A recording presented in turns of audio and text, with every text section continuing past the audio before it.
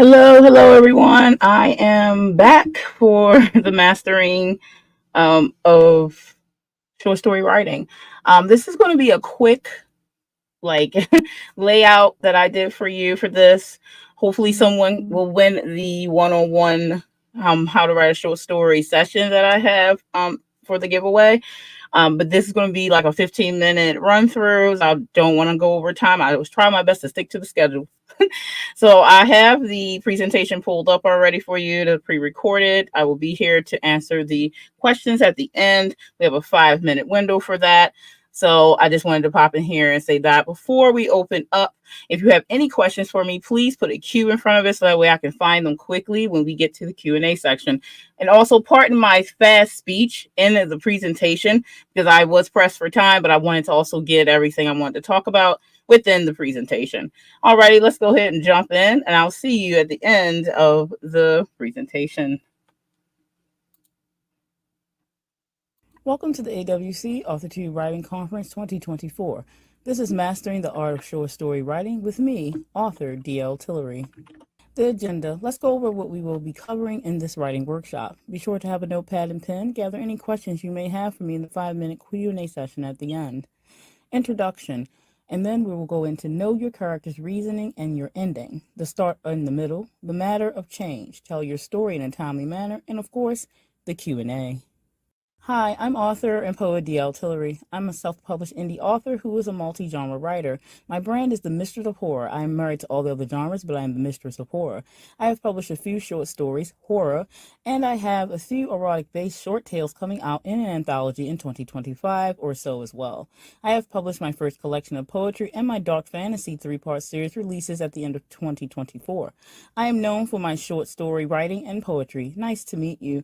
Let's get started. We're going to learn to write and tell a great short story. Learn to be confident in your ending when telling a short story. And learning to put a complete tale together with a limited word count. Knowing your character's reasoning and crafting your ending. We're going to explore 2 crucial aspects of storytelling. Understanding your character's motivation and crafting a compelling ending. Knowing why your characters do what they do is essential for creating a believable, engaging narrative. A well-crafted ending will provide a satisfying resolution to the journey your characters have taken. Knowing your character's reasons.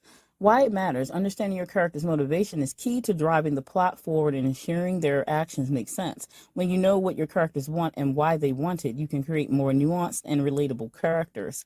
So we're going to identify core motivations, link motivations to actions. Exercise will be discovering character motivations.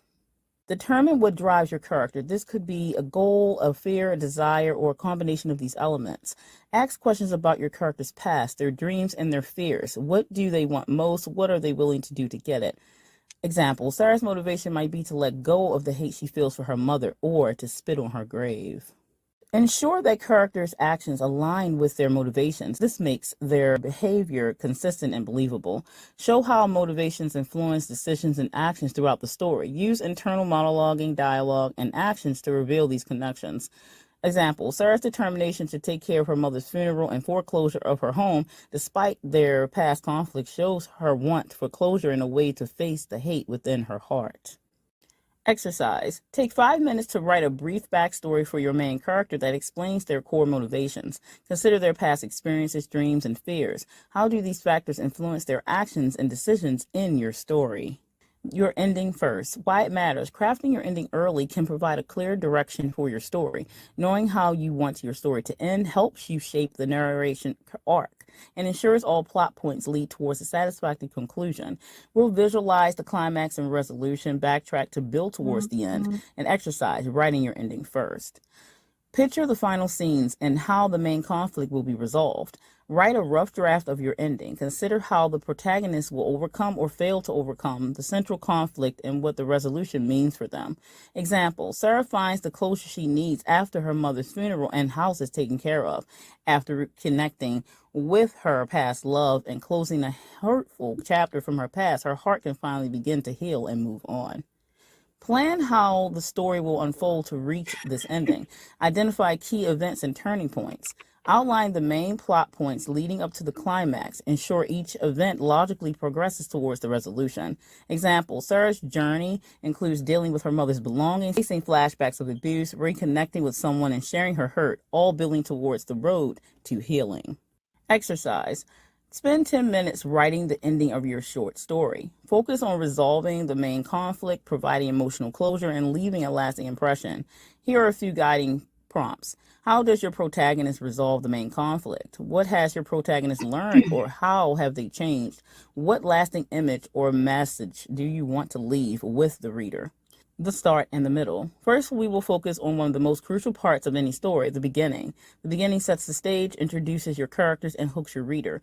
Without a strong beginning, even the most exciting story can fall flat. We'll then focus on the middle of the story, where we deepen the plot, build tension, and develop our characters. Crafting the beginning. Why the beginning matters. The beginning of a short story is like a handshake. It's the first impression you make on your reader, and it's essential to get it right. Here are the key elements that good beginnings should accomplish. Hook the reader, establish the setting, introduce the main characters, hint at the conflict, exercise, writing your beginning. Hook the reader. The first few sentences should grab the reader's attention and make them want to read more. This can be done through a compelling opening line, an intriguing question, or a vivid description. Think about the tone and mood you want to set. Example, damn her. I honestly don't want to be here. I should let it all just fade away. Establishing the setting. Give the readers a sense of where and when the story takes place. Use sensory details to paint a picture of the environment. Describe sights, sounds, smells, and textures. Example, my mother's small house was quiet, save for the occasional drip from the kitchen faucet and soft meows from her cat. Introduce the main characters. Provide the reader with a glimpse of the protagonist. Who are they? What do they want? What motivates them? Show character traits through action, dialogue, and internal thought. Avoid long-winded descriptions. Instead, reveal details organically. Example, Sarah glanced down at the cat in disgust. She had never liked the mangy thing, though her mother insisted she get along with it, like so many other things forced on her in the past. Hint at the conflict. Introduce a central conflict or problem that will drive the story. Foreshadowing, a brief mention of a challenge or a looming threat or initial problem can all work. Sarah's thoughts wandered back to the long beatings she had endured throughout her adolescence. Setting foot in the old house made her skin crawl, but who else would handle the funeral and the foreclosure? Exercise. Now let's put these principles into practice. I want you to take 10 minutes to write the beginning of your own short story. Not now, but in your own time. Keep in mind the 4 key elements we just discussed. Hook the reader, establishing the setting, introducing the main characters, and hinting at conflict. Here are a few prompts to get you started. A mysterious package arrives at your character's doorstep. Your character wakes up in an unfamiliar place. A long-lost friend appears unexpectedly at your character's workplace. Developing the middle of a short story. Why the middle matters. The middle of your story is where the action unfolds. It's where your characters face challenges, make decisions, and experience growth. This section should keep the reader engaged, ensuring they remain invested in the story. We're going to be developing the plot, building tension, deepening character development, maintaining momentum, and developing your middle for the exercise. Developing your plot. Move the story forward by introducing new events and complications. Create a series of events that build upon each other. Each event should increase the stakes and add complexity to the narrative. If your character found a mysterious package in the beginning, the middle might involve them trying to uncover its origins, leading to unexpected discoveries and obstacles. Building tension. Keep the reader on the edge of their seat by creating suspense and uncertainty. Use cliffhangers, foreshadowing, and pacing to heighten the drama. Introduce obstacles that challenge your protagonist and complicate their journey. Sarah could come across complications during the foreclosure process for her mother's house, or find out secrets about the father she never knew. Deepening the character development. Show how the characters grow and change in response to the event of the story. Use dialogue, internal monologues, and actions to reveal your characters' motivations, fears, and desires. Show their struggles and how they overcome them or fail to overcome them. Sarah's determination is tested as she faces the father she never knew, revealing her desire for a relationship she has always longed for.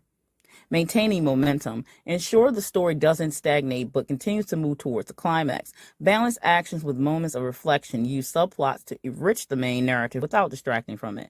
Sarah's crush from high school appears. His family owns the funeral home she plans to use for her mother's arrangements. She finds they still get along, and they rekindle past feelings as she opens up about her relationship with her mother.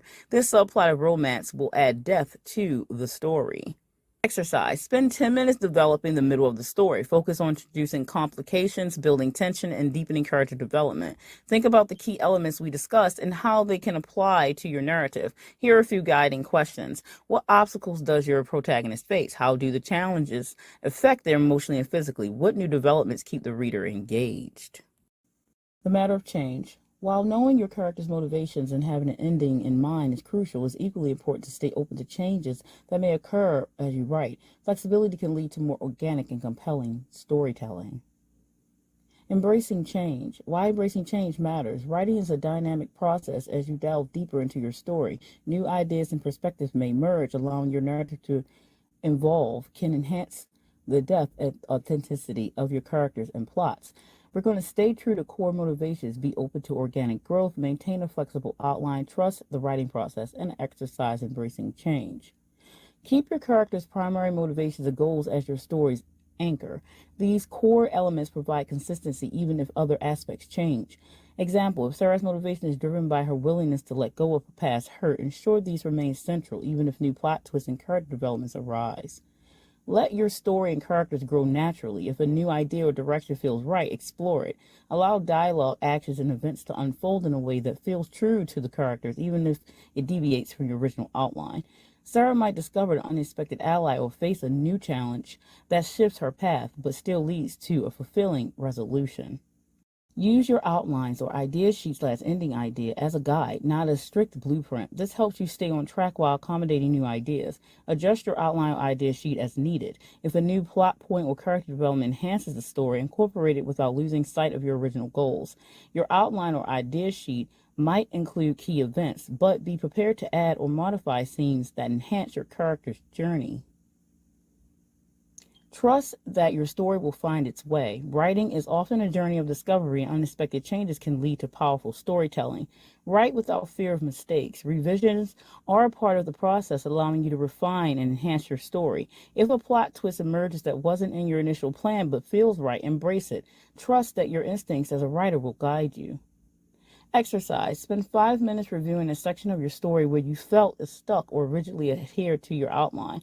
Consider how a flexible approach might enhance this part. Write a brief paragraph exploring a new direction of development in this section. Conclusion. Embrace the changes that come during your writing process. Let your characters and story grow organically while keeping their core motivations and your envisioned ending in mind. This balance of structure and flexibility will lead to richer, more dynamic storytelling. Telling your story in a timely manner. Let's discuss the importance of telling your story in a timely manner, especially within the constraints of a short story. Most short stories range from 1,000 to 10,000 words, with the sweet spot often being between 5,000 and 8,000 words. In my opinion, staying within this range requires careful planning and concise writing. Word count. Why word count matters. Adhering to a word count helps maintain the pace and focus of your short story and ensures that every word serves a purpose, contributing to the overall impact of your narrative. Writing to a word count can enhance clarity and engagement, keeping your readers invested from beginning to end, but for some, it can be stressful as well. We're going to plan your story structure, be concise, develop characters efficiently, pace your plot, revise with word count in mind, and exercise timed writing and revisions. Plan your story structure. A clear structure helps you allocate your word count effectively across the beginning, middle, and the end.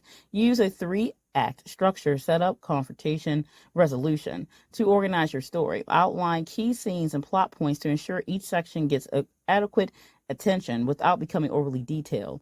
Example, if your target is 6,000 words, you might allocate 1,500 words for the beginning, 3,000 for the middle, and 1,500 for the end. Be concise. Concise writing helps you convey more with fewer words, keeping the narrative tight and engaging. Avoid unnecessary descriptions and backstory. Focus on actions and dialogues that drive the plot forward. Edit ruthlessly to eliminate filler words and repetitive phrases. Instead of describing every detail of a room, focus on a few vivid images that set the scene and move on. Develop character effectively. Character development is crucial, but it needs to be succinct in a short story. Show character traits through actions and dialogue rather than lengthy descriptions. Use brief but impactful scenes to reveal motivation and changes. Sarah's determination can be shown through her relentless pursuit of self-growth rather than paragraphs of internal monologue. Pace your plot. A well-placed plot ensures the story's progress smoothly without dragging or feeling rushed. Balance scenes of action and most moments of reflection. Use shorter scenes for higher tension and longer ones for character development. Keep the story moving by ensuring each scene advances the plot. If Sarah faces a sudden danger, use a short, tense scene. Follow it with the long scene where she reflects on her next steps, maintaining a rhythm that holds the reader's attention. Revise the word count in mind. Revising with an eye on word count helps you trim access and enhance clarity. After writing your first draft, go back and cut unnecessary words and scenes, focusing on clarity and impact. Each revision should tighten the narrative and ensure every word serves the story. If a scene doesn't contribute to the main plot or character development, consider shortening it or cutting it entirely. Exercise. Spend 10 minutes writing a concise scene where a key event occurs in your story. Focus on being direct and impactful. After writing, take 5 minutes to revise the scene, trimming any unnecessary words or details. Aim to convey the same meaning with fewer words. Writing a short story within a specific word count is both a challenge and opportunity. It forces you to be clear, concise, and focused, resulting in a powerful and engaging narrative. Remember, every word should count and contribute to the overall impact of your story.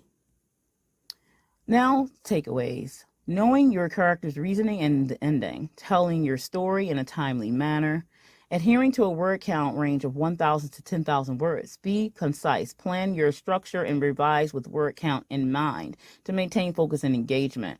Crafting the beginning and the middle, embracing flexibility and consistency, the matter of change. All these are key points to make sure you take notes on. Thank you for taking Mastering the Art of Short Story Writing. And now for the Q&A. And that's it for the presentation. I hope that it was helpful. It's definitely something you can do a replay on, so that way you can pause where you need to, or reference a very specific part. Like again, I said, I am offering in the giveaway a one-on-one session on structuring writing a short story. That one can be longer. That's like an hour, 3 hours. We can work together to do something if you're interested in that. I'm going to check the chat for any cues. If you have any questions, now would be the time to throw those in there so that way I can get to them before I have to send you all off to the next sessions. And I'm actually an MP for those sections, so I have to do check-ins. Alrighty, let me see. I know I saw one from Devin. Devin said, I'm a lover of open-ended shorts. Would that be good enough publishing shorts? Or should I have a definite ending? Now, I am definitely one who enjoys open-ended, and it works great for horror, in my opinion. Horror is known for that, actually, leaving you hanging, and they may never, ever return to it again. But you notice those stories make you remember them forever because you want to know, wait, is there more? Like, what? Oh my goodness, you type of thing. So yes, they can actually. Some people would say that fractals is one of those, because it is monster horror, and its ending, I wouldn't say it's an open ended, because I've been writing from the perspective of the monsters a lot of the times in my horror, for instance, with my shorts. So they're winning in a way. So it's maybe open to some people, but it's their ending. And an ending is an ending. When you finish the book, that's it. People don't have to like it always. It's just more or less, that there's going to be people that like it and there's people that don't like it. Just like you like open-ended, some people do not. So I would say, yes, definitely publish them. Open-ended is not bad. There is a market for that. There are people who enjoy it. So definitely go for it, for sure. And in Room Within has a sequel, and it's a short story. I think Room Within was probably like 1,500 words or so, because it was in an anthology, so it was fractals, but I published them separately. So yeah, it's all about what you want to tell. The reason why I referenced writing your ending first and working a little bit backwards is because now you have a stop line. And with that ending, you can stop because you have less of a chance of stopping when you don't have that stop. You know what I mean? So you kind of just want to decide early on, especially for shorts, not necessarily for full-on novels, okay? But I do this with my full-on novels. I know, like my 3-part series, I know the entire ending of the series. I know everything that's going to happen, even the ones that are not written all the way. The ending is not changing. That's all I say about that. So, all right. So I am done. I don't see any more questions. If you end up having questions for me, please leave them in the comment section. I always go back and check my comments. Thanks everyone for being here. Thank you, Shannon and Devin and Margaret again. And I will see you around the rest of the AWC. Bye.